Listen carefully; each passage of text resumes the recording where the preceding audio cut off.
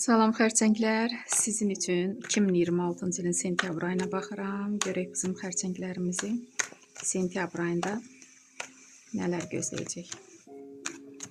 Deməli, xərçənglər üçün sentyabr ayının enerjisi, dekadalarımız, sevgi gözləyənlər üçün bir kart, problemləri olanlar üçün bir kart, məsləhət kartı və iş axtaranlar üçün. Müsbət kartlar çıxır xərçənglər sizin üçün. Deməli, sentyabr ayının enerjisinə ikinci jezli. Bu enerjiyə işarədir. Enerjiniz bol olacaq. Gələcək üçün, gələcəyə baxırsınız, planlar qurursunuz. O artıq bilirsiniz hansı addım atmaq lazımdır. Ən çox da pul qazanmaq üçün planlar qurursunuz. Və sizdə alınacaq dərdim ki, çünki müsbət kartlar düşür. Bu halda da qalın. İnşallah ki, enerjiniz kartdakı kimi olacaq. Və Verxovnaya Jritsa. Bu da güclü kartdır, xərçənglər.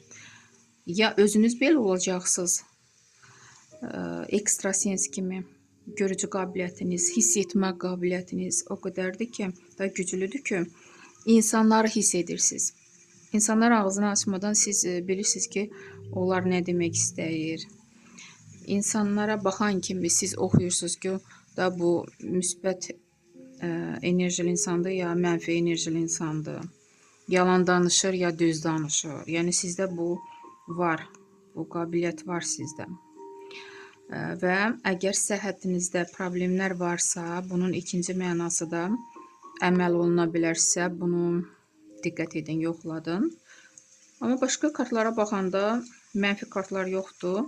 Ən çox deməli sizin hissiyatınıza işarədir, sizin gücünüzə işarədir bu kart.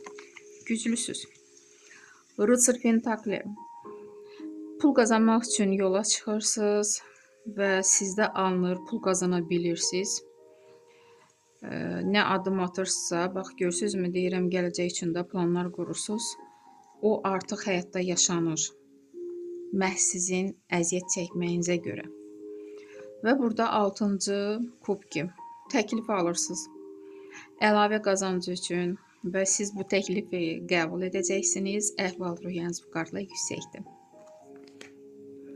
İş axtaranlar üçün 4-cü Pentakli.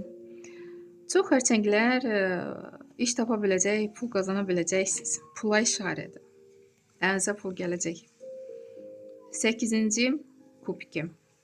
Sevgi gözləyənlər üçün hələlik hisslərə işarə yoxdur. Problemləriniz necə olacaq? Koroleva kubkov. Burada probleminiz varsa belə bir güclü bir insan sizə kömək edə bilər və bu insanın köməyi ilə problemləriniz bitər.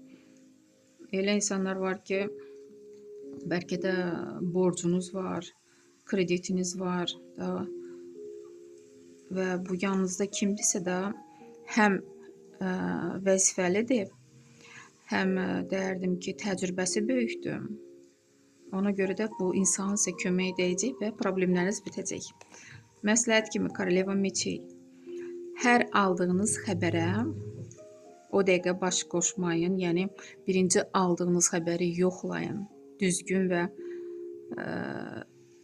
səhv olduğunu yoxlayın, sonra məna verin. Çünki sizi istəməyən insanlar var. Sizə düzgün məlumatlar, daha düzgün olmayan məlumatlar çatdıra bilərlər və buna görə də diqqətli olun həmişə. Xəbərləri yoxlayın. Nə xəbər alırsınız, onları yoxlayın. Məsləhət kimi belə bir kart çıxdı. İnşallah uğurlu olar. Sağ olun.